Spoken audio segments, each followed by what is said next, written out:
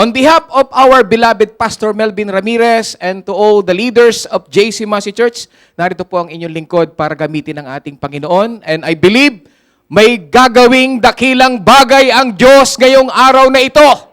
Amen! Palagpakan nga natin ang Panginoon. Amen! Okay, let us open our Bible, our text in the book of Hebrews. Hebrews chapter 6. Verses 4 to 8. O Hebreo, Kapitulo 6, talatang 4 hanggang 8. Basahin ko po sa Tagalog para mas malinaw nating maunawaan. Ito po ang sinasabi. Sapagkat tungkol sa mga minsang naliwanagan at nakalasap ng kaloob ng kalangitan at mga nakabahagi ng Espiritu Santo at nakalasap ng mabuting salita ng Diyos at ng mga kapangyarihan ng panahong darating at saka nahiwalay sa Diyos ay di maaaring baguhin silang muli sa pagsisisi. Yamang kanilang ipinapakong muli sa ganang kanilang sarili ang anak ng Diyos at inilalagay na muli siya sa hayag na kahihiyan. Sapagkat ang lupang humitit ng ulang madalas na lumalagpak sa kanya ay tinutubuan ng mga damong pakikinabangan ng mga yaon na dahil sa kaniya'y binukid at tumanggap ng pagpapalang mula sa Diyos. Datapwat, kung namumunga ng mga tinik at dawag ay itinatakwil at malapit sa sumpa at ang kanyang kahihinatnan ay ang sunugin. Pagpalain ng Diyos ang kanyang mga salita, tayo muna ay dumuko at tayo manalangin sa ating Diyos para sa gabay at basbas ng ating Panginoon. Dakilang Diyos na makapangyarihan sa lahat, aming Ama, salamat po sa buhay at hininga na taglay-taglay ng bawat isa sa amin. Salamat din, O Diyos, sa biyaya na aming natanggap ngayong araw na ito. Sa simula pa lang ng aming pagsamba, damang-dama na po namin, Panginoon, na nakasama po namin Ikaw. At alam po namin, Panginoon, na ibigay namin sa iyo ang karampatan naming pagsamba. At sa umagang ito, Panginoon, we ask with faith, Lord, sa iyong mensahe na gagawin ngayong araw na ito, hinihiling ko po, Panginoon, ang iyong Santong Espiritu, na siyang patuloy na gagawa, Panginoon, at siyang magsasalita sa bawat isa sa amin. Gamitin mo lamang ang iyong lingkod, Panginoon, bilang daluyan, instrumento, a channel of blessing, a vessel of honor, to preach your word with boldness, with power and authority. At hayaan mo, dakilang Diyos, ikaw ang makita, ikaw ang magsalita. Personal mong kausapin, Panginoon, ang iyong mga anak sa umaga pong ito. And we believe, Lord, walang puwang ang gawa ng dyablo sa lugar na ito. Ano mang ginagawa niya na agawin ng iyong pagpapala, aming sinasaway sa pangalan ng Panginoong Yesus. Ang gawa ni Satanas ay aming itinataboy sa pangalan ng Panginoong Yesus. Bakuran mo ng iyong banal na dugo ang bawat sulok ng tahanang ito. At hayaan mo ng iyong Santong Espiritu ang siyang magmaniobra hanggang sa matapos ang pangangaral na ito. And we expect the victory because we ask this with faith. In Jesus' mighty name we pray and everybody says, Amen and Amen. Palapakan po natin ang Panginoon. Yung pong palakpak ng tagumpay. Yan. Yan. Sige po, makakaupo na tayo. Alam nyo, napakabuti ng Diyos sapagkat hanggang ngayon ay narito tayo, nakakapanatili, At talaga namang ang Diyos natin ay napakabuti sa kabila ng ating mga pagkukulang, ay hindi nagbabago ang Panginoon. Amen? Alam niyo po ba, marami po ang mga nakapag-umpisa sa kanilang pananampalataya, nakasunod sa Ebanghelyo ng ating Panginoon, sa Gospel ng ating Panginoon. At hanggang ngayon po, mga kapatid, ay nakakapagpatuloy at nakakapanatili. Meron naman po, mga kapatid, ang iba ay napakaganda po ng kanilang pagsisimula. Ang ganda ng pasimula, talaga namang halos nasa gawain ng Panginoon. Halos ayaw nang umalis sa gawain ng Panginoon. Hanggang sa tumagal, ito pong mananampalatayang ito ay nawala yung kanyang pananampalataya at nawalay sa Panginoon. At wala na siya sa pagtitipon. At bumalik po siya sa kanyang dating pamumuhay. Ang masahol mga kapatid, may mga kapatid tayo na nawala na nga sa Panginoon, subalit naging mas masahol pa po ang kanilang buhay sa dati. Mas matindi po, mas masalimot ang buhay, mas magulo, at para bang pinagsakluban ng mundo ang kanyang buhay. Para bang pinaglaruan ni Satanas ang kanyang buhay. Kaya alam niyo po ba, napakapalad na sa kabila ng mga pagsubok, problema na dinadanas ng isang mananampalataya ay nakakapanatili at nakakapagpatuloy. Amen? Kaya dapat pong i-congratulate yung katabi mo ngayon. Sabi mo, congratulations na andito ka, nakakapagpatuloy ka. Even yung mga nasa online na patuloy na nakakapakinig, nakakapanood, congratulations, you're still here in the presence of the Lord. Isa kang mananagumpay. Amen? Bakit? Kasi ang dami nang nawala, pero ikaw ay nakakapanatili at nakakapagpatuloy. Amen? Alam niyo po ba, yan po yung delikado. Yung ikaw ay mawalay sa ating Panginoon. Mawala na sa pagtitipon.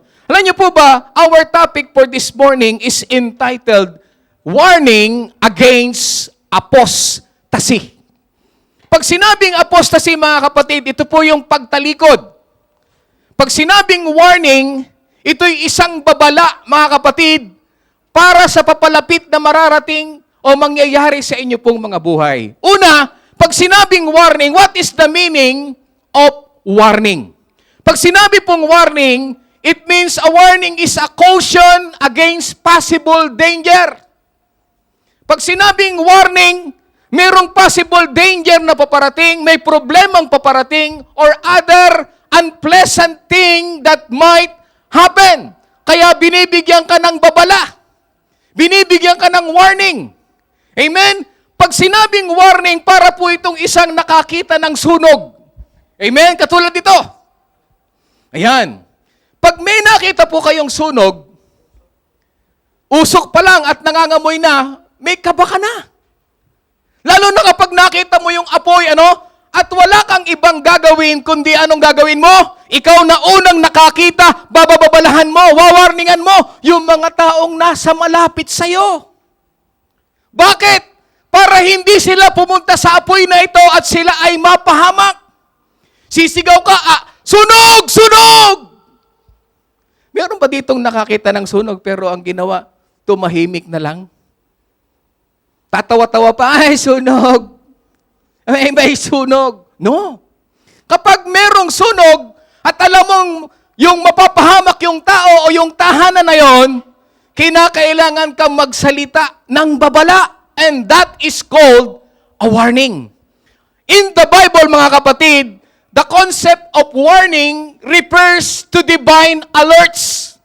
Ito po ay isang banal na pagpapaalala o babala or cautions primarily intended to guide individual. Yung warning po is intended to guide the individuals or communities away from sin. Ang warning po ay ginagawa para yung isang tao o yung isang community ay umalis sa kasalanan patungo saan? Sa katwiran o sa righteousness ng ating Panginoon. Amen? Alam niyo po ba, pag sinabing warning, ito po ay isang bagay na napakabuti. Alam niyo po ba, what is the examples of warning? Pag sinabing examples of warning, matatandaan niyo po, una, natatandaan niyo si Noah? The Noah and the flood. Alam natin, si Noah, nung panahon na yon, siya yung inutusan ng Panginoon para magsabi ng warning ng Diyos. Why? Kasi may paparating na na paggunaw ng baha. Alam natin, ginamit siya para siya ay mangaral at sabihin ang warning. Sino pa? Si Jonah. Natatandaan niyo po ba si Jonah? Nung siya ay inutusan, papuntang Ninive, siya ay tumakas, papuntang Tarsis. Pero, alam natin, ginamit pa rin si Jonah para babalahan ang lugar ng Ninive. At alam niyo kung ano nangyari? Ang nangyari sa lugar ng Ninive, sila po ay isinalba ng ating Panginoon. Amen? May ginagamit ang Diyos, a person, to give warning to other person. And even to the community, and even dun sa bansa nila. Amen? At isa pa, si Ezekiel, mga kapatid. Si Ezekiel, yung role niya as a watchman. Siya po yung ginamit ng Panginoon para sabihin na siya po ay isang bantay sa lugar ng Israel. Anong sabi ng Ezekiel, Kapitulo 3, talatang 17 hanggang 19? Sabi dito, anak ng tao, ginawa kitang bantay ng mga mamamayanan ng Israel. Kaya, ang anumang marinig mo sa akin ay sabihin mo sa kanila. Yun po ang sabi ng Panginoon kanino? Kay Ezekiel, verse 18.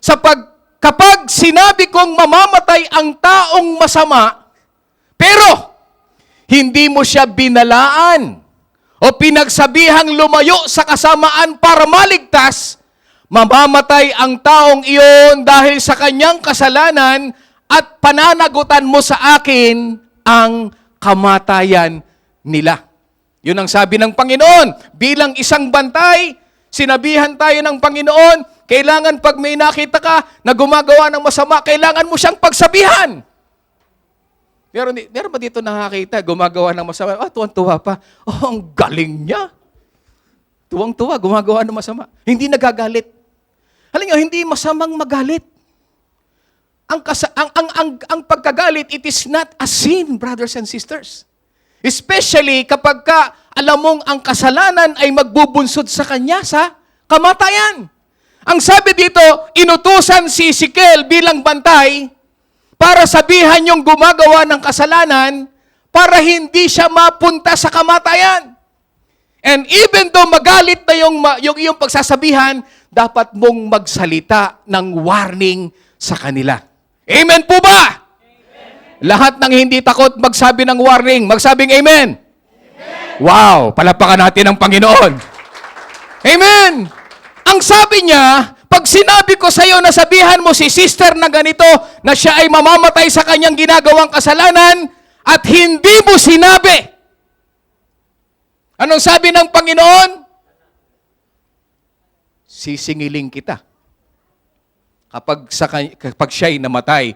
Pero, kung pinagsabihan mo siya at hindi siya lumayo sa kasamaan, how many times you said, away from sin. Go away from sin. Ilang beses mong sinasabihan, pero para siyang bingi. Ang sabi ng Panginoon, mamamatay siya dahil sa kanyang kasalanan, pero, wow, this is the promise of God, pero wala kang pananagutan sa akin. Amen? Kaya alam nyo, magalit na kung magagalit yung iyong kapatid, yung iyong magulang, yung iyong anak. Pag sinabi mo yung totoo at mapapahamak siya, huwag kang mag-alala. Ang masama pag hindi ka nagsalita. Why? Because the Lord said, sisingiling ko sa'yo. Mananagot ka.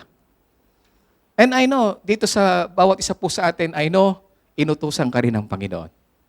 Magalit na sila. Ang mahalaga, inalis mo yung accountability na gagawin ng Diyos sa'yo. Amen! Palapakan natin ang Panginoon. Amen! So yan ang malinaw. Sino pa? Our Lord Jesus.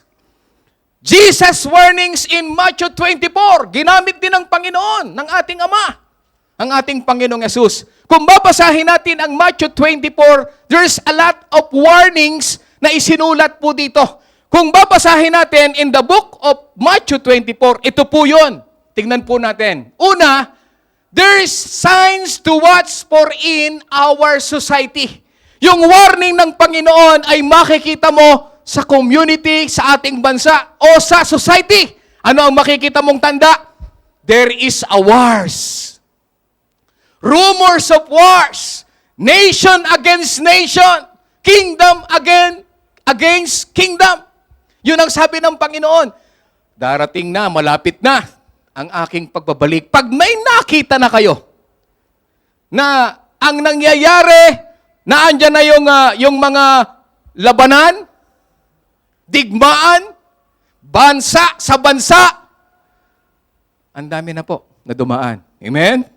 At isa pang warning makikita natin, there is a signs to watch for in nature. Ano makikita natin doon? Ang sabi ng Matthew 24, magkakaroon daw ng famines, magkakaroon ng pestilences, magkakaroon ng earthquakes. Nagaganap na po ba ito? And that is a warning. Sinasabi yan ng Panginoon. It is written in the Bible, pero kinakailangan may magsalita sa bawat kapatid natin, magulang natin, mahal natin sa buhay.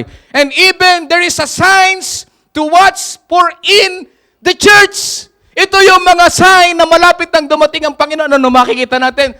There will be a false Christ. Noon pa man, meron ng false Christ. There is a false prophets, false teachers, and there is a deceptions. There is a persecution against the church or the Christians. Ito pa ang pinakamatinding sign. The love of moss will grow cold. Ito po yung pinaka-last event na mangyayari bago bumalik ang Panginoon.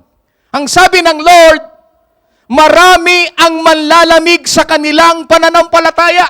Pag sinabi manlalamig sa pananampalataya, hindi na siya na magiging kagaya nung dati. Kung gaano siya kainit.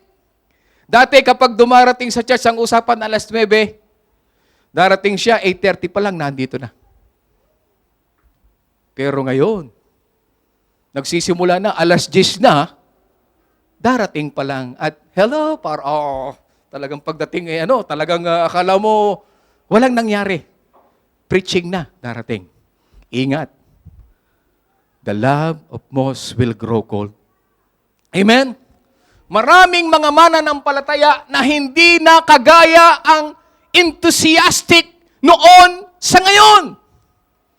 At marami na, parang pagka pinulsuhan mo, sobrang lamig na ng kanilang pananampalataya. There is no love at all. It is only an obligation na pumunta sa bahay ng Panginoon. And the last sign in the church is the gospel will be preached in the whole world. Kaya alam nyo, wala nang may tatanggi ngayon. Wala nang may kakatwiran ng tao. Even dun sa kabundukan, even dun sa pinakadulo-dulong bahagi ng mundo, inaabot na po ng gospel ng ating Panginoon. And the coming of Christ is near. Amen! Kaya hindi tayo po pwedeng tumigil to share the gospel of Christ because that is the last sign of the Lord's coming. Marami ang tatalikod. Marami ang manlalamig sa pananampalataya and that is the sign of our Lord. Ang sabi ng Matthew 24:32 hanggang 51, readiness for the Lord's return. There is a warning. Kinakailangan maging ready ka. Sabi mo sa katabi mo, dapat ready ka. Anytime, dapat ready ka. Why? Because there is a warning. Our faith should always be ready. Ready and active. Sabihin natin, active. Like the faithful and wise servants. Bakit? Who are prepared at any moment for our Lord's return. Kinakailangan daw bilang isang servant ng Panginoon, bilang anak ng Diyos, you must be faithful and you must be a wise servant. Kapag wise ka, lagi kang ready. Amen? At lagi kang active. Lahat ng active, magsabing amen. Minsan po, Brother Dennis, active ako. Minsan hindi. Minsan tapat po ako, Brother Dennis. Minsan patapat-tapat po ako, Brother Dennis. Minsan tumatapat po, Brother Dennis. But the Lord said, be ready, be active, be faithful, and wise servants of God. Pag sinabing wise ka, hindi mo inuubos ang panahon mo sa masamang bagay. Binibigay mo sa Panginoon. At mapalad ka dahil narito ka sa napakahalagang lugar. Narito ka sa bahay ng Panginoon. You spend your time in the Lord. That's why you are so blessed. Amen? So that is the kind of warning. That is the meaning of warnings and the examples of warnings. Pero dito tayo papasok sa pangalawa. Ito naman yung apostle Paul warning against apostasy. At dito po tayo magpo-focus ng ating pag-uusapan. Because in the last day, sabi ng Panginoon, marami manlalamig, marami ang tatalikod sa kanilang pananampalataya. Ang sabi po diyan ni Paul, sabi po dito, do not turn away from Christ and the saving benefits of the gospel. Huwag kang aalis kay Kristo o yung benepisyo ng gospel na natanggap mo because there is a type of turning that cannot be restored to repentance. Sabi diyan, dapat na kay Kristo ka. Dapat yung benepisyo ng kaligtasan na natanggap mo, panghawakan mo. Bakit? Kasi merong mga tumatalikod na hindi na kayang kunin pa ng kanilang pagsisisi. And that is a big warning, mga kapatid. Basahin natin yung ating verse, mga kapatid. Kanina na binasa po natin. In Hebrews chapter 6, verse 4 to 6, ang sabi po dito, for it is impossible. It is impossible, imposible daw. In the case of those who have once been enlightened and have tasted the heavenly gift and have shared in the Holy Spirit, verse 5, and have tasted goodness of the Word of God and the powers of the age come, verse 6, and then have fallen away. Matapos niyang maranasan yung mga bagay na yon na binasa natin, bigla daw nag-falling away. Apostasy, umalis, to restore them again to repentance. Mahirap daw, imposible, na ibalik sa pagre-repent o sa pagsisisi since they are crucifying once again the Son of God. Yung mga tumataliko daw, yung mga umaalis sa biyaya ng kaligtasan ng Panginoon, para bang patuloy nilang ginagawa yung kasalanan, para bang muli daw nilang ipinapako si Kristo. Saan? Sa kahihiyan. Amen? At ito po yung warning ngayon ni Apostol Pablo. Now, ang question po dito, who is being described in the text? Gusto niyong malaman kung sino yung dinidescribe ni Apostol Pablo? Baka kasi kasama. Kayo? Ako? O sino man yung kapatid natin? Mag-aral po tayo. First is the descriptor number 1. Merong ibinigay na description tungkol sa warning sa mga apostasy. Anong sinabi ng verse kanina? Una, who has been enlightened. Basahin natin yung verse. Ang sabi doon, for it is impossible in the case of those who have once enlightened. Minsan ang naliwanagan. The word translated enlightened, brothers and sisters, can mean light up. Yung nasa dilim, biglang may kumislap na liwanag. Ano niya, pag pinatay natin itong lugar na ito, wala tayong makikita. At kapag wala kang makikita, mga kapatid, this is the miserable life ng isang tao. Pero mo, alam niyo, meron ba kayo nakausap na bulag? Yung walang makita? Talagang miserable po, mga kapatid. Pero mo, hindi mo alam kung saan ka pupunta. Maliban na lang na merong mag-aakay sa kanya. Pero alam niyo po ba, kapag ka madilim, ang hirap. Bakit mauuntog ka? Pwedeng mabaligtad ka, matisod ka, pwedeng mawala ka sa iyong linya at ikaw ay mapahamak.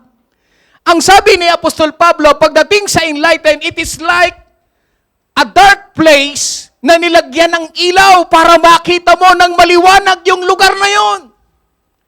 Ang sabi ni Apostol Pablo, doon sa descriptor na una ng mga apostasy, once enlightened.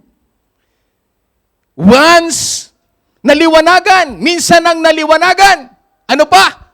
Ang sabi diyan, or to illuminate, as in the idea of telling someone something they were previous dark about. Yung dating hindi malinaw sa kanya, binigyan ng linaw sa kanya ng salita ng Diyos. Amen? Ano yung malabo? Dati malabo sa atin. Akala natin, ang buhay ay ganyan lang. Ang akala natin, walang patutunguhan ng ikalawang buhay. Ang akala natin, ang buhay ay para bang dito lang sa mundong ito. Pero naliwanagan tayo na dati pala meron tayong kasalanan, dati pala tayo mga minanang kasalanan, at nagkaroon daw ng liwanag sa atin ito. At naunawaan na natin na merong isang magsasalba sa atin sa ating kasalanan. And that is our Lord Jesus Christ. Siya yung nagkatawang tao, siya yung namatay sa krus ng Kalbaryo, nalibing at nabuhay na magmuli. Naliwanagan daw po tayo. Anong sabi ng Efeso Kapitulo 1 hanggang 7 hanggang 8, sa pamamagitan ng dugo ni Kristo, tinubos tayo.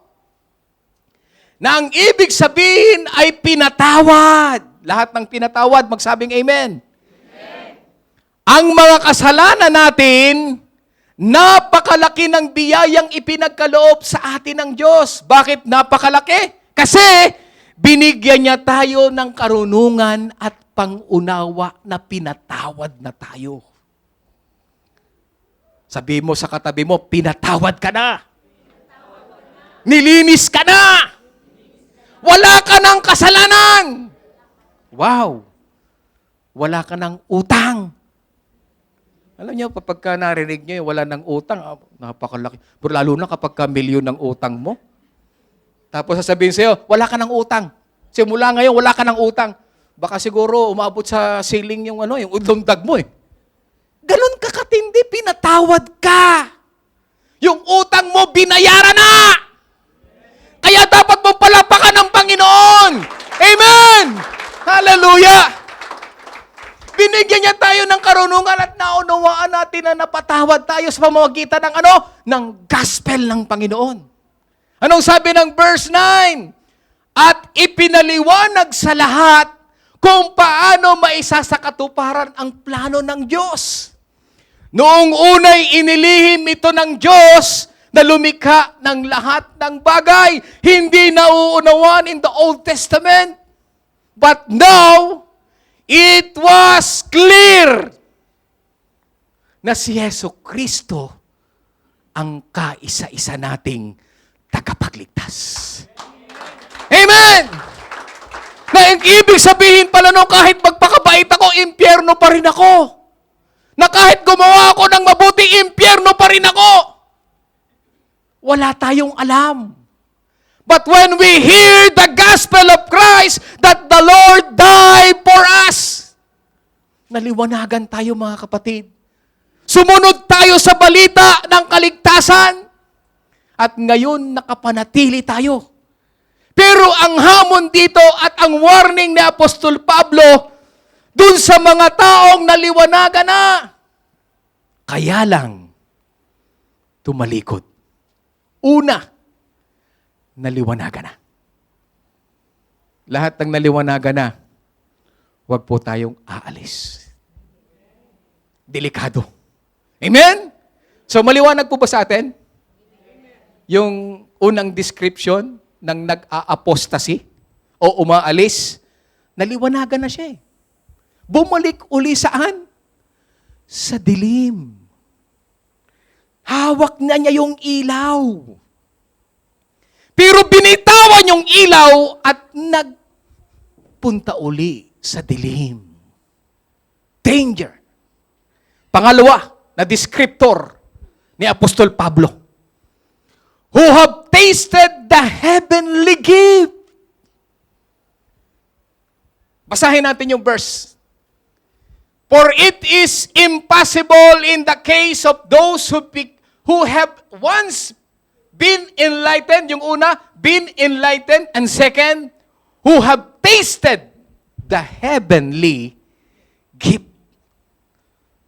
Natikman, naranasan ang kaloob ng ating Panginoon. So what is the gift that comes from heaven? That is the question. Ang tanong, ano ba yung gift na galing sa taas? Galing sa Diyos? Alam niyo po ba, the writer or yung sumulat po, mga kapatid, talk about the specific gift. Ang tinutukoy po dito ng writer, specific gift po ang tinutukoy niya. Hindi po ito tumutukoy sa mga blessing na binibigay ng Diyos sa atin. Ano yung blessing na binibigay sa atin ng ating Panginoon? Buhay, hininga, trabaho, magandang pamilya, amen? Maayos na kita, walang karamdaman. That is a blessing that comes from the Lord. Walang pag-aaway sa pamilya. Napakaganda ng relasyon. That is a blessing from the Lord. But there is one specific gift that comes from the Lord. And you know what is that specific gift?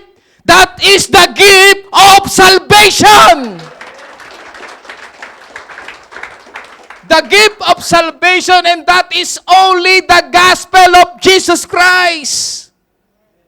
The special gift na meron ka, na kahit hindi ka mayaman, kahit hindi ka edukado, kahit hindi ka kilalang tao, basta meron ka ng kaligtasan, napakapalad mo na, kapatid.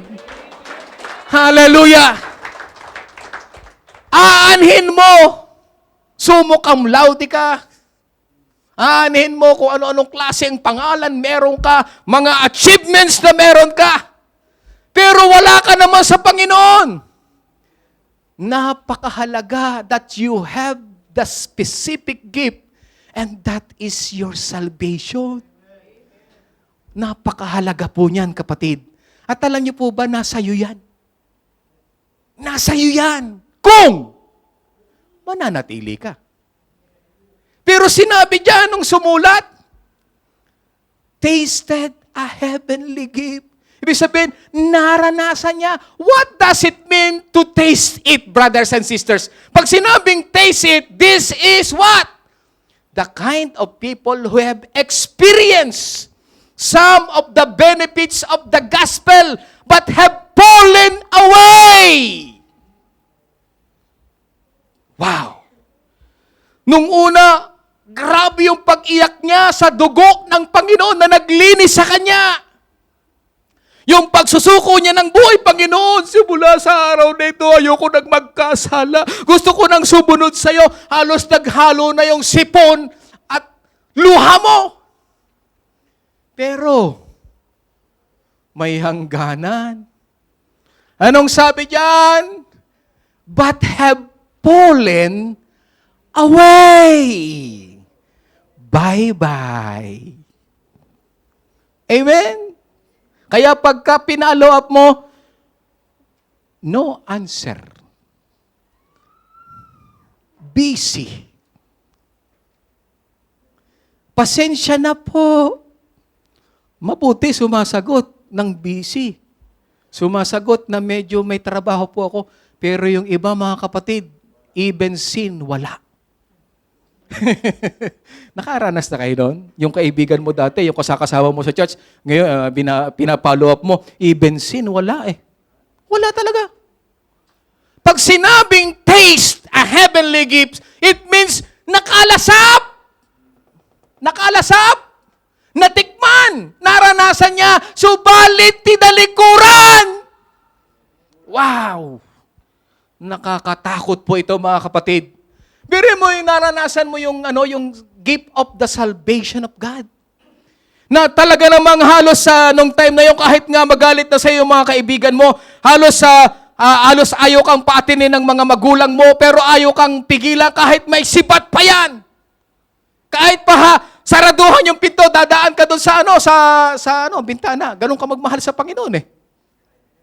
Pero nung nawala na, tinalikuran. So yung pangalawa, naranasan, nalasap, yung kaloob ng kaligtasan. Kaya lang, bye-bye. Ayoko na. Boring. Puro hallelujah na lang. Magluluya na lang ako ng tinola dito. Sariwang manok na native. Luya kayo ng luya. Ako magluluya din ako. Nakakalungkot mga kapatid. But there is a warning. You tasted the gift of the heavenly. And that is the salvation of God. Pangatlo, ang sabi diyan, descriptor number 3, who have shared in the Holy Spirit. Basahin natin yung verse. For it is impossible in the case of those who have once been enlightened, yung una, have tasted the heavenly gift, and third, have shared in the Holy Spirit. Sharing in the Holy Spirit is a sign of God's work in the person. Naranasan niyo ba yung parang may bumubulong sa'yo? Huwag mong gawin yan. Anak, wag. Pero ikaw naman, para bang pinipigilan, hindi, gusto ko yan. Hindi, anak, wag. Naranasan niyo yun? Kapag ka may pumipigil sa'yo, it means the Holy Spirit is working in you. Amen! Yung halos hawak mo na yung baso. Yung hawak mo na yung baso, sasabihin, anak, di ba hindi ka na magiinom ngayon? Pwede pang palitan nito, soft drinks na lang. Alam nyo, kapag ka may working ang Holy Spirit, may bumubulong sa'yo. May nag-guide sa'yo at sinasabi, anak, wag ka dyan, mapapahama ka dyan. Amen? Do you experience that? Tapos biglang merong galit yung amo mo. Hindi, sasagutin ko na yan. Talagang gigil na ako. Buburahin ko na yung amo ko yan. Biglang, anak, teka lang. Wag. Hindi yan ugali ng Kristiyano. Kaya ikaw, sorry Lord. Di ba? Do you experience that? Na-experience nila the guidance of the Holy Spirit, experiencing what? The deep, transformative connection with the Holy Spirit. Binago ng Lord ang kanyang pamumuhay. Dating bukang bibig, puro mura. Lagi ko inuulit yan eh. Puro mahal naman ngayon. Dati puro mura, puro mahal naman ngayon. Mahal kita sa Panginoon. Pinatatawad na kita sa Panginoon. Dati puto kutsinta ka, huwag ka na babakit sa akin. Pero ngayon ang bunga, grabe. Puro mahal. Dati mura, ngayon mahal na. Mahal kita sa Panginoon. Tuloy-tuloy lang tayong magmahalan sa Panginoon. Kahit na ganyan ang ugali, mahal ka pa rin kita sa Panginoon. Because there is a Holy Spirit that guides you. And even your boss is always doing bad things to you, you will pray to the Holy Spirit and the Lord speak to Him. There is a guidance of the Holy Spirit. Amen! Tapos biglang pupunta ka sa lugar, ito yung dating dinadaanan ko. Hindi, dati lumiliko ka eh. Ngayon, kaliwa ang liko mo. Kaliwa, pupunta kang kanan. Patungo sa bahay ng ating Panginoon. Palapakan natin ang Diyos. Amen! Dati yung daan mo papuntang Haraj, pag Friday. Ngayon, ang daan mo papuntang Salmia para sambahin ang Panginoon. Amen! Ang problema, ang sabi nung writer, they experience the transformative connection with the Holy Spirit and being led by the Holy Spirit. But they grieved the Holy Spirit and they left Him. Yung dati, natuwang-tuwa ang banal na Espiritu na kasama mo, ngayon nag-grieve na yung Holy Spirit. Nagtampo na ang Holy Spirit. Wala na ang Holy Spirit sa iyo. Ang sabi ng Ephesians chapter 4, verse 30, and do not grieve or do not quench the Holy Spirit of God. Why? By whom you were sealed for the day of redemption. Hindi nyo ba alam, the seal of the Holy Spirit is none other than but the Holy Spirit? Once na nagpapunction ang Holy Spirit sa iyo, ipiprevent ka sa darating na sakuna sa mundong ito. The seal of the Holy Spirit, kita yan ng dyablo. The seal of the Holy Spirit, alam niyo po ba? Tayo hindi natin nakikita yung apoy ng banal na Espiritu sa bawat isa sa atin. But the devil recognized the fire of the Holy Spirit. Maaring hindi ko nakikita, pero nag-aapoy. Kahit makintab yung noo nyo, grabe, may apoy. Hello? Amen? Hindi ko kita yan. Pero kita ng dyablo kung sino ang napapangunahan ng banal na Espiritu sa atin. Amen? At kapag ka may sealed ng Holy Spirit, takot ang dyablo. Kaya lang galit na galit pa rin ang dyablo at ang gusto niya, hilahin ka pabalik saan? Into darkness. Natatandaan nyo? Si King Saul. Si King Saul, brothers and sisters, anointed by God as a king. Pinapangunahan ng Panginoon nung una. Ang ganda ng kanyang pangunguna. Pero dumating yung time na nagkasala siya. Bakit kamo? Kinainggitan niya ang tinawag at pinili ng Panginoon. And that is none other than but King David. Anong ginawa niya? Gusto niyang ipapatay.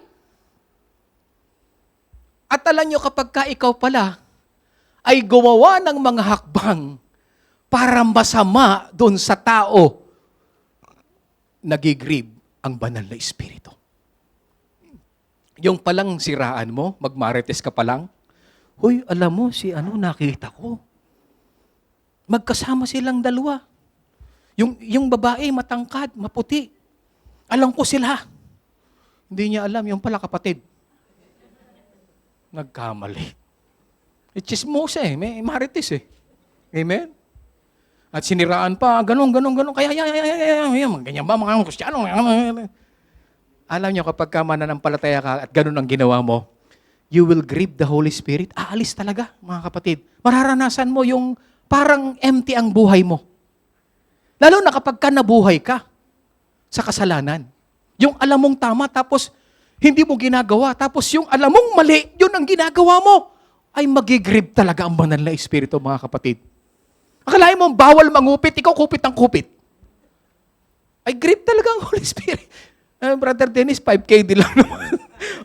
5KD lang naman. Siya nga, 100 ako 5KD lang Anong pagkakaiba ng 5KD sa 100? It's the same. Mangungupit. Once you do the bad things na ayaw ng Lord, the Holy Spirit will go away. At alam niyo kung ano nangyari dito kay Dahil sa umalis na ang banal na Espiritu, ang pumalit sa kanya masamang Espiritu. At alam niyo, sa sobrang sama ng Espiritu na nasa kanya, only David yung ginamit para umalis ang masamang Espiritu. Tinutugtugan ng alpa ni David para lang mawala yung masamang Espiritu. Alam niyo dito, kahit tugtugan mo ng tugtugin pagka kahit sayawan mo pa Pagka wala ng banal na Espiritu, masamang Espiritu na, sasayawan ka rin niya. Kaya lang sayaw na pangmundo ang isasayaw niya sa'yo. Alam niyo, pinakamiserableng buhay, yung umalis ang banal na Espiritu sa buhay mo. Why? Because you turn back to your old ways, and that is darkness. Kaya yung pangatlo, sabi niya, naranasan niya, there is a leading of the Holy Spirit. Kaya lang wala na ang Holy Spirit. Bakit? Nag-grieve na ang Holy Spirit. Lahat ng nararamdaman pa ang banal na Espiritu, magsabing Amen. Kung nararamdaman mo, palapakan mo ang Panginoon sapagkat napakapalad mo. You are sealed unto redemption. Praise the Lord. Alam niyo, kaya nga kapag ka nag-aawitan, mga kapatid, wala akong pakialam sa inyo. Talagang sasamba ako. Iiyak ako kahit pa ako, pagtawanan niyo ako, mag-iiyak ako. Bakit? Kasi napipil ko yung presence ng banal na Espiritu. Pero yung ikaw, ayaw mong magpuri at nahihiyak. Ay, kasi baka kumalat yung eyeliner ko. Pagtingin ay, ano na black eye? Pagkatakot kang magpuri dahil sa makeup mo, huwag ka nang magsimba pagka ganun. Kung gusto mong sumimba na hindi ka wag ka na mag-makeup. Kasi pagka nag-makeup ka pa sa umiyak ka tapos biglang kumalat, may black eye ka. Huwag kang ma-conscious pagsamba. Kapag sumasamba, you need to focus on the Lord because the Lord and you is the one is special in the house of the Lord. Amen? Mahirap kapag ka umalis na ang banal na Espiritu. Pang-apat na descriptor na binanggit ng Hebrews. Ang sabi diyan, who have tasted the goodness of the Word of God. Yung dating ang sarap kainin ng Word of God. Pero ngayon, ang ingay naman ni Brother Dennis, ang lakas sumigaw. Tingnan natin yung verse. And have tasted goodness of the Word of God. Yung Word of God na kinain niya, nagbago ng buhay niya. Kapag may problema, sabi ng Word of God, wag akong mag-alala, hindi ako iniiwanan ng Panginoon. Nung wala ng Word of God, may problema ko, ayoko na, nasa na mga kaibigan, inuman tayo! Gusto ko mag-inom ngayon, piniwanan ako! Pero nung may Word of God, ang sabi ng Word of God, the Lord is with me. Kaya kong papagtagumpayan ito. Nung wala ng Word of God, wala na. Anong sabi dyan? Dito. Who have tasted, ano? This is the kind of people who have experienced some of the benefits of living according to God's Word for season. Ito daw yung mga nakatanggap nung time na yon at masaya siya. Masaya. Pag tinanong, anong preaching ni Brother Dennis? Ang saya, tawa ko ng tawa talaga. Anong topic? Ang saya talaga, brother. Hindi alam eh. Pag tinanong mo kung anong title, hindi alam eh. Masaya siya. Amen? But that does not mean they have made the Word of God their singular guide. Ito yung mga tao na ayaw nila na ang Word of God lang ang guide nila. Gusto nila may iba pa silang guide. That's their singular guide. They have just tasted them. Kapag Friday, ang sarap pakinggan ang message ng Panginoon. Tuwang-tuwa ako. Masayang-masaya ako. Paglabas ko, talagang pumapalakpak ang tenga ko. Pero ano nangyayari? Tinampo ninyo. Ito'y katulad nito. Matthew chapter 13 verse 20 to 22. Ang katulad naman ng binhing nalaglag sa mabatong lupa ay taong nakikinig ng mensahe na kaagad at masayang tumatanggap. Katulad ngayon, tuwan-tuwa kayo. Praise the Lord. Purihin ang Panginoon. Tanggap na tanggap natin. Kasunod. Ngunit, eto na. Ngunit, hindi tumitimo ang mensahe sa kanyang puso. Masaya lang. Amen? Sandali lamang itong nananatili at pagdating ng kapighatian at pagsubok sa buhay, mga kapatid. Dahil sa mensahe, agad, agad, siyang tumatalikod sa kanyang pananampalataya. Kaya hindi nakukuha sa saya ang buhay Kristiyano. Ang buhay ng Kristiyano ay masayang tunay, masayang tunay, ikik-kik, masayang tunay, ikik. Hindi ganun ang Kristiyano. Ang buhay Kristiyano, kahit may pagsubok, masaya pa ring tunay. Amen! Amen! Ito, sabi diyan, nung dumating yung kapaghatian at pagsubok, agad daw siyang nawawala. Isa pa, tingnan po natin. Verse 22.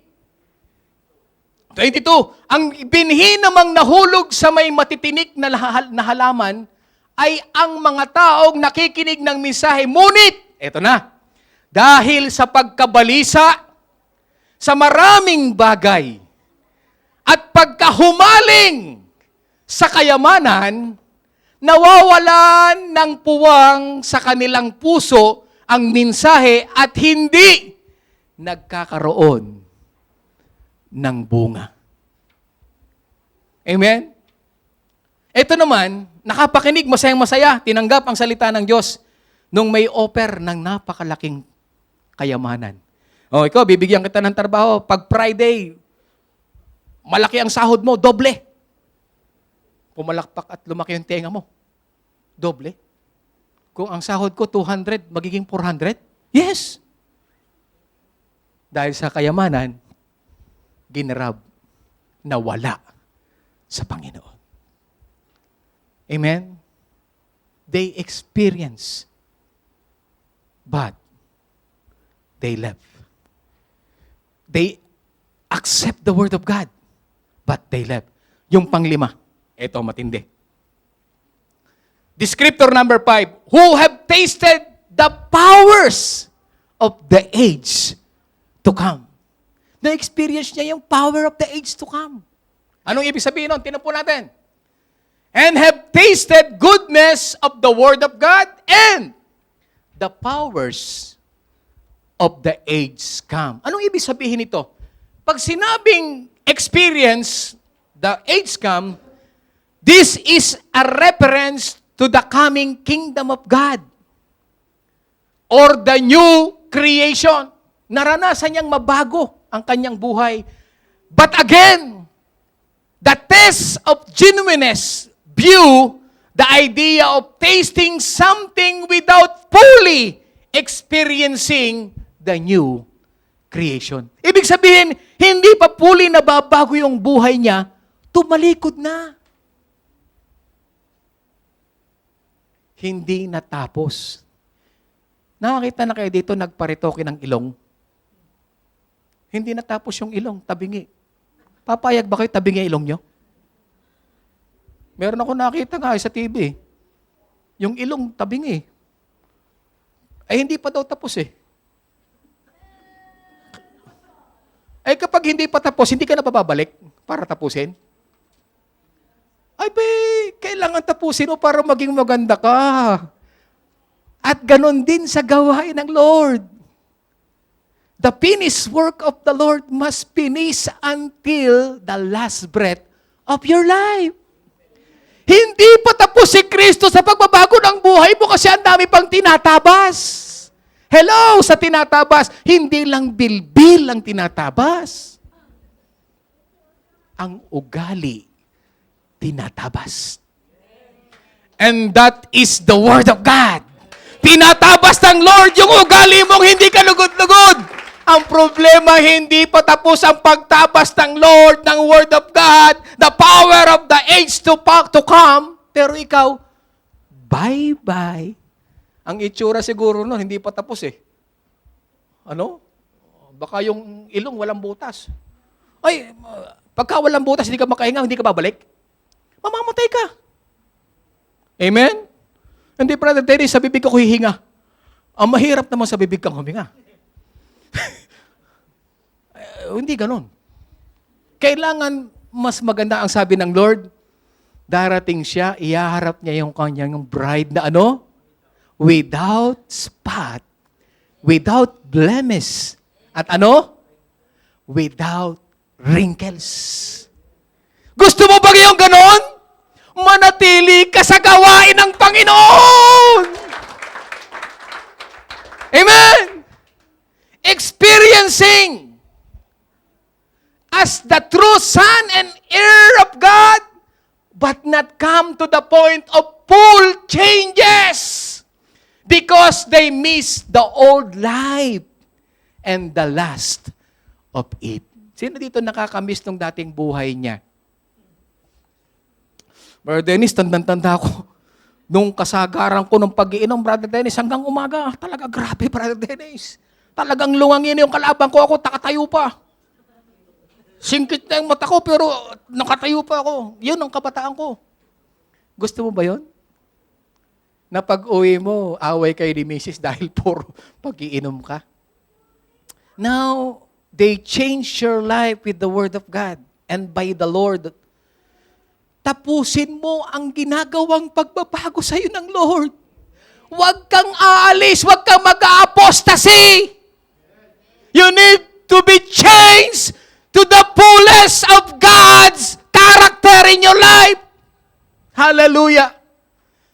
Alam nyo, sa lahat ng sinabi ko po na yan, sa 5 na bagay na yan, alam nyo, this passage serves as a strong warning against apostasy. Highlighting the danger of rejecting the grace of God after having experienced its blessings. At yung pangatlo, ang pinakamatindi, ang sabi doon, ano? Impossible to restore true repentance. Brother Dennis, paano yun? Ibig sabihin, nagsisi naman siya eh. Bumalik naman siya eh. Pero bakit sinabi nung writer, hindi daw siya mapapabalik ng ng repentance? Kasi ito po ang dahilan kung bakit hindi siya naipabalik. Ito po, basahin natin. Yung verse, For it is impossible in the case, sabi daw, imposible daw na makuha lang sa repentance. Bakit? In the case of those who have once enlightened, have tasted the heavenly gift, and have shared in the Holy Spirit, verse 5, and have tasted goodness of the Word of God and the powers of the age come. Verse 6, and then have fallen away to restore them again to repentance. Bakit ganun? Hindi daw mapapabalik sa repentance kasi since they are crucifying once again the Son of God to their own harm and holding Him in contempt. Inilalagay daw kasi nila sa kahihiyan muli ang Panginoon.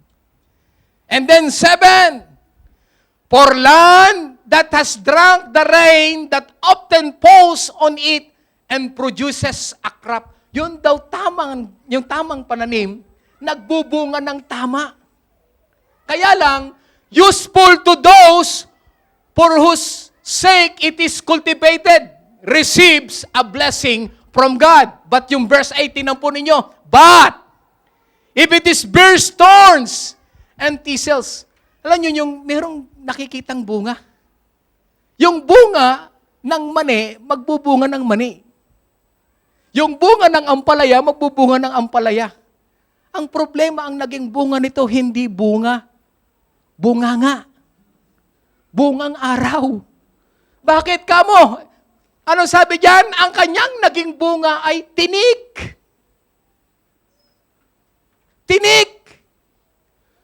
It is worthless and near to being cursed. And its end is to be burned. Kaya in the last days, ang hahanapin ng Lord sa bawat mananampalataya, bunga. Sabi mo sa katabi mo, bunga. Hindi bunganga. Amen? Pag sinabing bunga, kahit hindi ka magsalita, makikita sa'yo. Amen? At alam ng Diyos ang tunay na bunga. Pero pag ang bunga mo tinik, nakakatisod. Pag tinik kasi nakakatusok yun eh. Di ba? Nakakatisod yung bunga mo, that is not from the Lord. Ibig sabihin, yung naiinis, Kristiyano pa man din ito kung ang bibig, grabe. Kristiyano pa man din palaway. Kristiyano pa man din ito, may kinakasama. Ay, Kristiyano pa man din ito. Kapag ang bunga mo ganon, hindi ka daw tatanggapin ng Panginoon. At the end, anong mangyayari? You will be burned. In spiritual thing, the last destination is none other than but hell. Sa lahat ng tumalikod, ang naging bunga ay tinik. Ang end po nila ay hell. Kaya binibigyan tayo ng warning ng sumulat ng Hebreo. Why? The impossibility of restoration is not due to God's unwillingness to forgive. Hindi po ang ibig sabihin nito ang Diyos ay hindi nagpapatawad.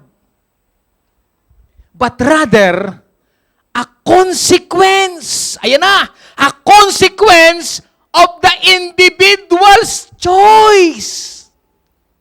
Anong sinabi kanina nung opening natin? It is in your hand to choose. At ano ang pinili ng mga nag-apostasy? Choose to what? To reject Christ and His sacrifice after experiencing His grace. Kaya hindi na makuha. Bakit? Na-experience, naranasan, natanggap, pero ni-reject, iniwanan, umalis, at bumalik sa dati. Mas masahol pa. Alam niyo po ba, the grace of God is primarily repairing to God's unmerited favor and love of God. Hindi po ito na-earn. Hindi po ito ginagawa. It is a gift from the Lord na tinanggap mo. Pero, kailangan mong tanggapin at ingatan. Extended to humanity, particularly in the context of salvation, it is a gift freely given. It is freely given to you. Wala kang ginawa kahit na ikaw ay masamang tao, kahit na ikaw ay walang panahon sa Panginoon. Minahal ka, pinili ka ng Panginoon, and He has given you His grace. Not something to earn or deserve ka para ibigay sa'yo. Hindi ka talaga deserve, brothers and sisters. Pero tinanggap mo because you choose the Word of God. You choose the gospel of Christ. Kaya napakapalad mo. Pero may sinabi si Apostol Pablo in Roma, Kapitulo 6, talatang 1 hanggang 2. Ano nga ang ating sasabihin? Magpapatuloy baga tayo sa pagkakasala upang ang biyaya ay makapanagana? Because of the grace of God, the grace gospel of God. Tinanggap ko yung grace at kahit anong gawin ko, forever saved na ako. No!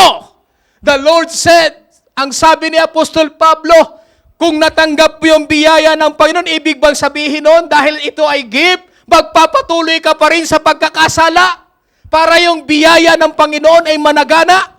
Verse 2, wag nawang mangyari tayong mga patay na sa pagkakasala. Paano nga tayong mabubuhay pa riyan? Lahat ng patay na sa kasalanan, magsabing amen. Huwag nyo nang buhayin pa yung pinatay. Kasi, mabaho po yun. Marumi po yun, mga kapatid. At hindi po yung kalugod-lugod sa Panginoon. Lahat ng tumanggap ng gospel of grace, don't misunderstood the Word of God. It is not the license to do sin and to live in sin. You need to embrace the grace of God and to be holy in the sight of the Lord until His coming. Hallelujah! Magpumilit ka to embrace the holiness of God. Kung magmamayabang ka because natanggap mo na yung grace, anong sabi ng verse 15? Ano nga? Magkakasala baga tayo dahil sa tayo'y wala na sa ilalim ng kautusan? Kundi sa ilalim ng biyaya, wag nawang mangyari. Wag mong bitawan yung grace ng Panginoon. Wag mong bitawan yung pagmamahal at yung kaligtasan na ibinigay sa iyo ng Panginoon. Anong sabi ni John in 1 John 3 verse 9? No one who is born of God will continue to sin. Ang ipinanganak daw ng Panginoon to be a born-again Christians ay hindi nagpapatuloy sa kasalanan. Because God's seed remains in them, they cannot go in sinning because they have been born of God. Ang tunay na Kristiyano o born again na tinatawag, mga kapatid, hindi daw nagpapatuloy sa pagkakasala. Yes! You can fall in sin. Minsan nahulog ka, nagkamali ka. Pero yung ikaw ay mabuhay sa kasalanan, hindi na daw tatanggapin ang iyong pagsisisi. But if you fall, and you know that this is your mistake, ayaw mong mabuhay doon, tatanggapin ng Panginoon. Alam niyo po ba, same grace that saved us is the same grace that teaches us to be holy and godly. Anong sabi ng Titus chapter 2 verse 11 to 12?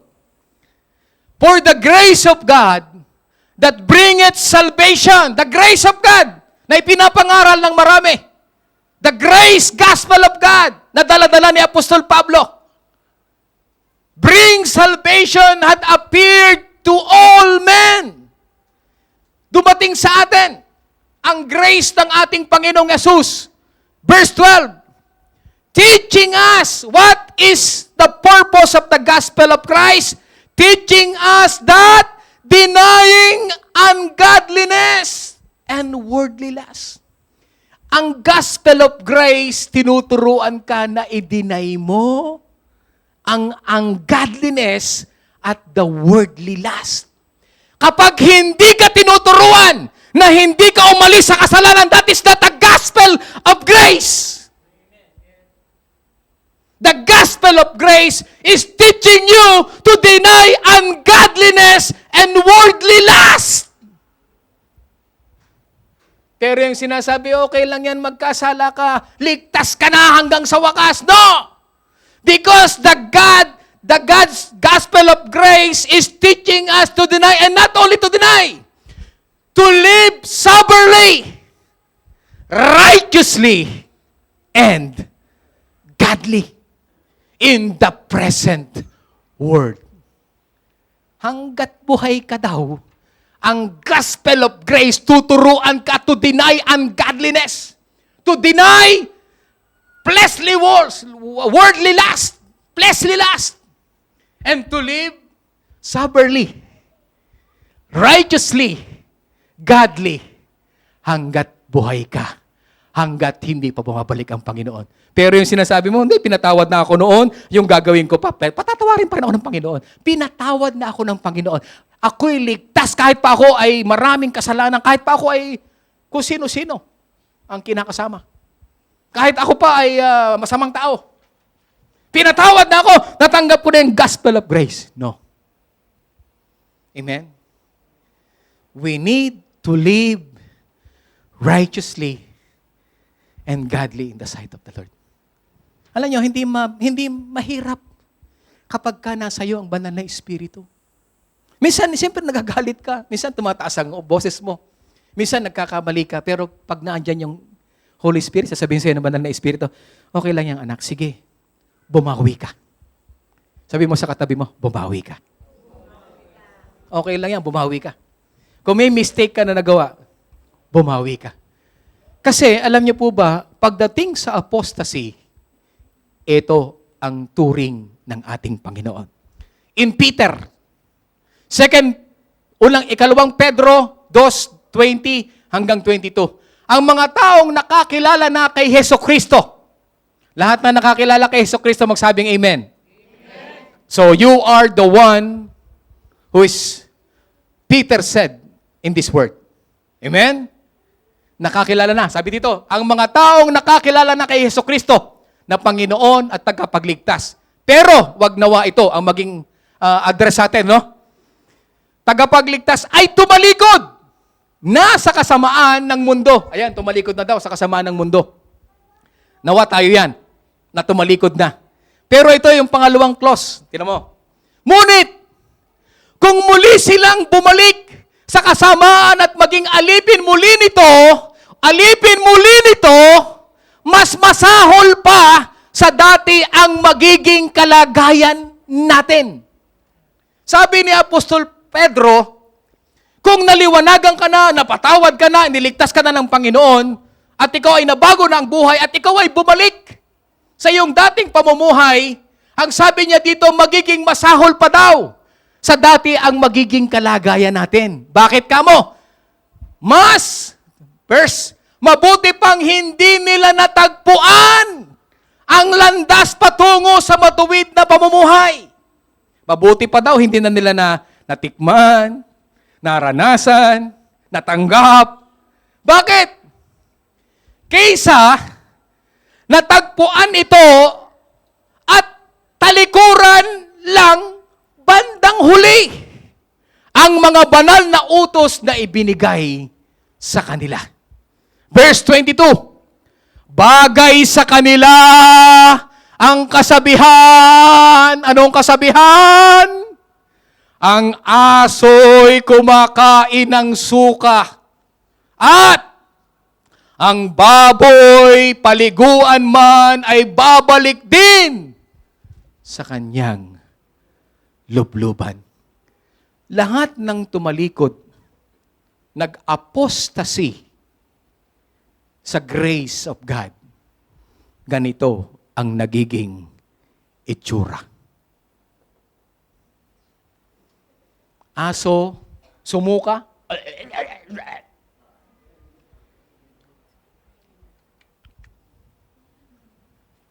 Ibig sabihin, isinuka mo na yung dati mong buhay. Tapos binabalikan mo. Tapos ikaw yung aso, nilinis na. Ay, yung baboy, nalinis na. Nilagyan mo pa nga ng ribbon eh. Kulay pula pa yung ribbon. Ang tawag mo pa sa kanya, ano? Babsi. Ang linis-linis na. May alcohol pa, tapos meron pang pabango. Meron pang bag. Na talagang lumalakad, tapos may yung buntot niya, meron pang nakalagay na laso. Kaya lang, bumalik sa dati. Naglublob uli. Yun daw ang tingin ng Panginoon sa mga tumatalikod. Kaya winawarningan tayo ng ating Panginoon. Why? Hindi po tayo aso. Alam niyo, maganda ang katangian ng aso. Ang aso napaka-faithful sa amo.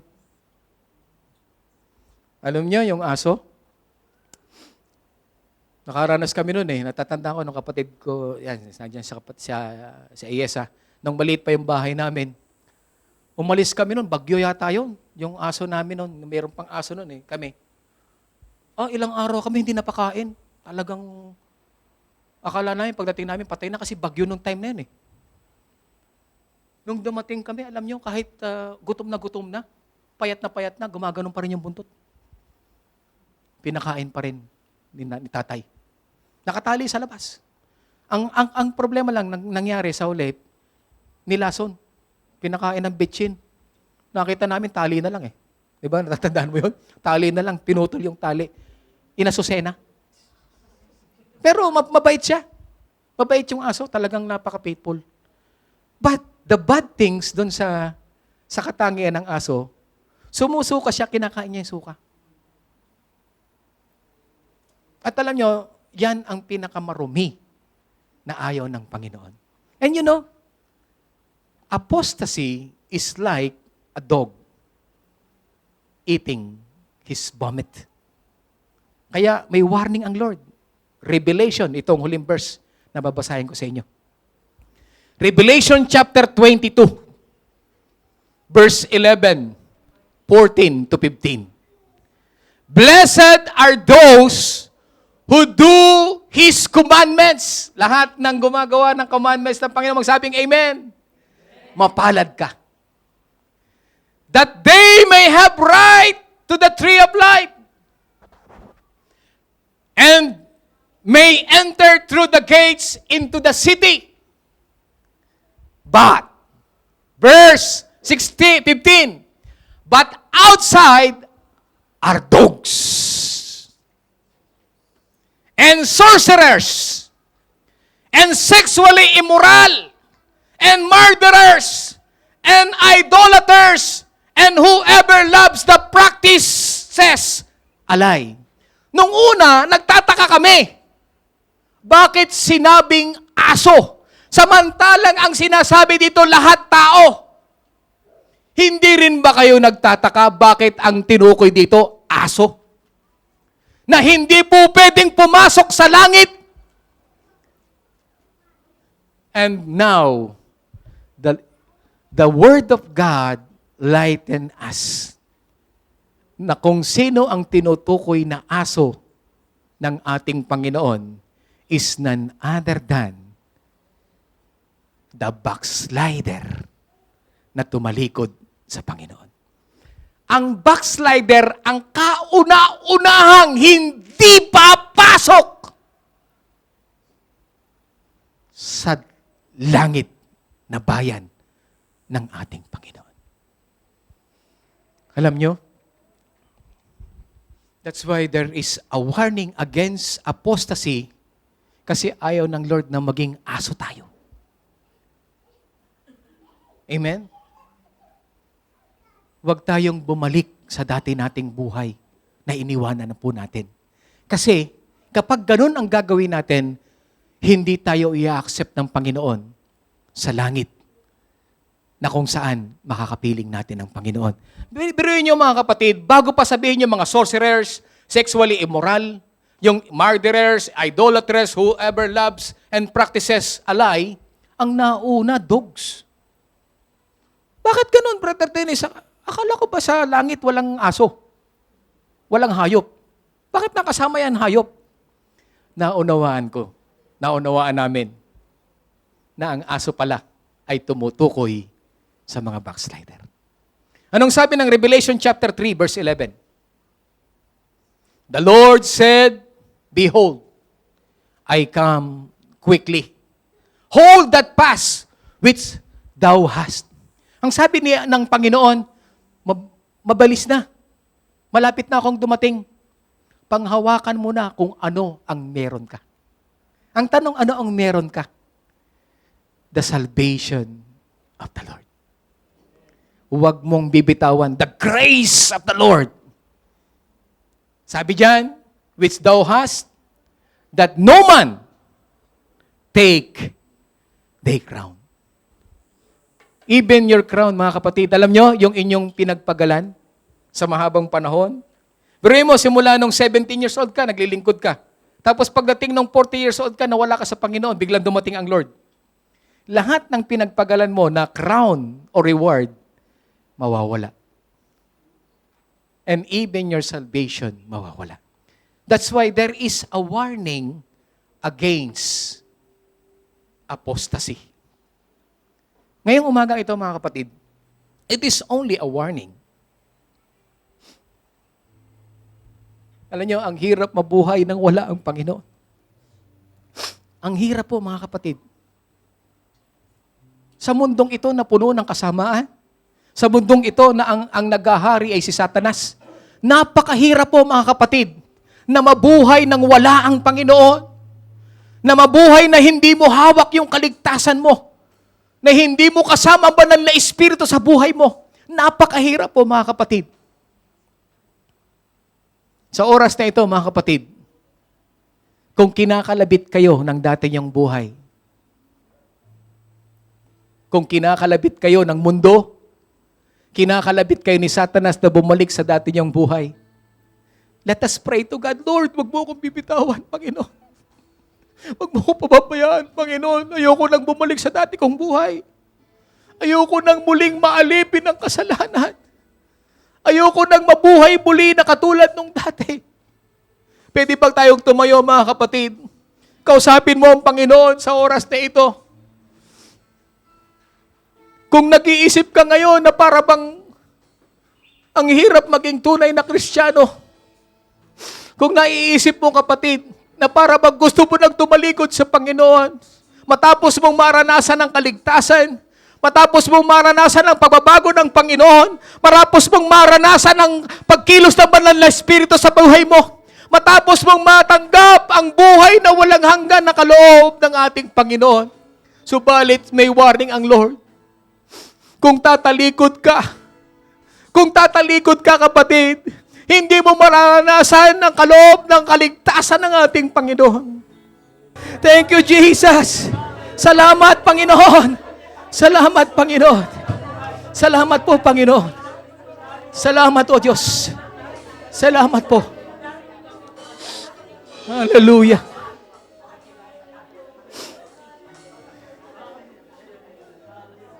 Salamat po, Panginoon.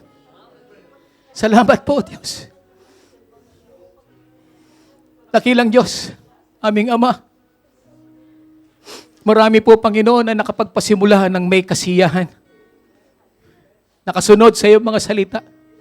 Nakasunod sa iyong ebanghelyo, Panginoon. Subalit ngayon ay wala na sila. Hindi na namin kung ano nangyayari sa kanila. Pinaglaruan ang kanilang buhay ni Satanas. Bumalik sila sa dati nilang buhay. Mas masahol pa sa dati, Panginoon. Kaya kami, Lord, winawarningan mo ngayong umagang ito. Dahil ayaw mo, Panginoon, ang aming pinagpagalan ay mabaliwala.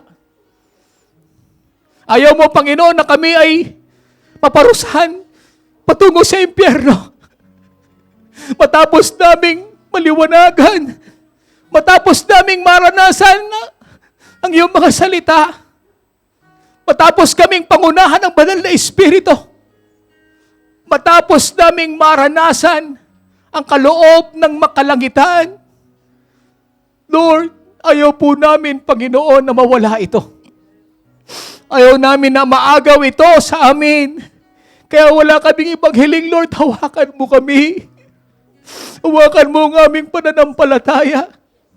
Ingatan mo kami sa anumang tukso ng dyablo. Ingatan mo kami sa masamang impluwensya ng mundong ito. At Lord, let the Holy Spirit guide us. Give us wisdom and knowledge. Let the manifestation of the gifts of the Holy Spirit and the fruit of the Holy Spirit be upon us, Lord. Upang madatnan mo kami na merong magandang bunga. Sapagkat sinabi mo, Panginoon, sa iyong pagbabalik, hahanapin mo yung merong tunay na pananampalataya. Yung merong bunga ng banal na Espiritu na nabubuhay na may kabanalan. Umiiwas sa paggawa ng masama. Umiiwas sa mga tukso ng dyablo. At nabubuhay na may kabanalan sapagkat banal ang tumawag sa amin. Kaya Panginoon, sa umagang ito, selyuhan mo sa aming mga puso ang iyong mga salita upang wag maagaw ng dyablo, Panginoon.